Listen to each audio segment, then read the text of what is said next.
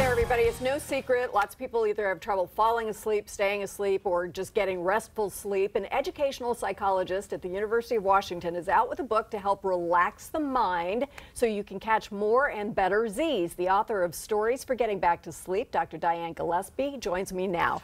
I'm all ears about better sleep. I really am. You've had sleep disturbances yourself, right? Yes. Tell me more. I was actually teaching a class in narrative psychology right before I retired, and started at the University of Washington, Bothell, and started having trouble sleeping myself. And I just gently kind of noticed that the stories or the things I was saying to myself were anxiety producing. And so You mean at night? Yes, at night at 2 in the morning. And that's me too. When I'm trying to go to sleep, suddenly I think of everything I should be doing or should have done or need to do tomorrow. Stories of desperation. It just comes out of nowhere. Yeah. And so I did what I know now many Americans did. When it got bad, I reached for a sleep medication. So when I retired, I decided to go back and take a look at that narrative that I was telling myself, and I thought, well, maybe I can replace that narrative with another one. And so I started creating stories to replace the worried ones. And a friend said, would you write that up for me, when I shared it with her? And then she wanted another one.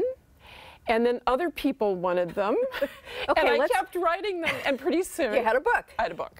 Let's break this down though. So what is it, first of all, that causes you lie down, maybe it's the first time you've relaxed all day, and whoosh come these thoughts where your brain is doing this. Is that common for people, and why does this happen to us?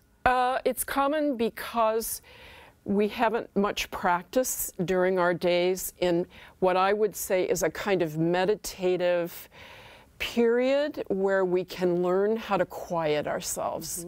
And that's really what this book is about, what's called cognitive behavior therapy, which is the number one. Skinner, the whole stuff from long ago? Actually, somewhat B.F.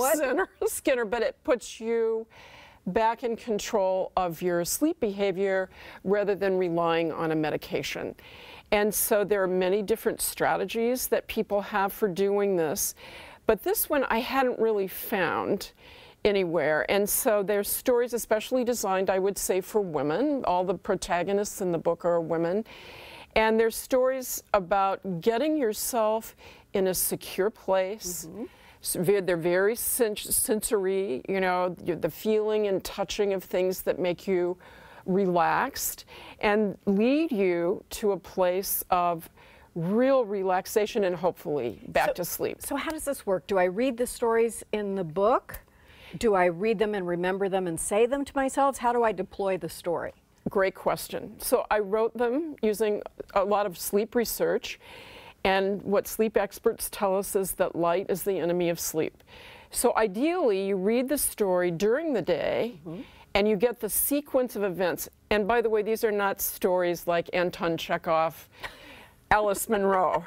They're what I call really sleep scenarios. They're designed with a sequence of events that lead people to relaxation and sleep. Interesting. So it is a sort of meditation. It is. One friend called it fictional. You're doing fictional meditation. Why not? Whatever works. Yes. How did you incorporate what we know, the data from sleep science, into these stories? So there are strategies, and I'll use the beach story, which is on my website free at dianemgillespie.com. And so one of the things that the protagonist does, she's lying on this very soft cushioned lounge on a beach, and she can hear the waves lapping and the children running and, you know, playing in the distance, some faint radio music. And all of a sudden she gets worried about something, and she takes that worry and she puts it on a sailboat that she sees sailing out in the ocean. And when that happens again, she does it again. So these are things that you really have to practice. They're not easy like a pill. I like that because it isn't about just clearing your mind. Everybody goes, what? How do I clear my mind? It's like, okay, the thought comes and I let it go. It comes, I let it go. And you put it off. And you put it on the sailboat. You put it on the sailboat and let it go away. So the book is also a fundraiser for an organization. Can you tell us more? It is. It's an amazing organization called TOSTAN, T-O-S-T-A-N. It is providing human rights education to communities across West Africa. And it empowers communities really to take action on behalf of their own well-being in governance. For example, women are running for elective office.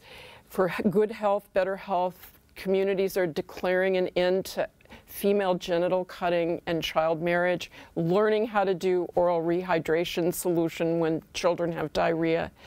I love this when there's good on good. It's good on good. You've done that with this. Thank you so much. Thank you. Dr. Gillespie discusses and signs her book at Third Place Books at 7 tonight. We've linked more online about the book and the nonprofit we briefly discussed. I hope it helps you. Back after this.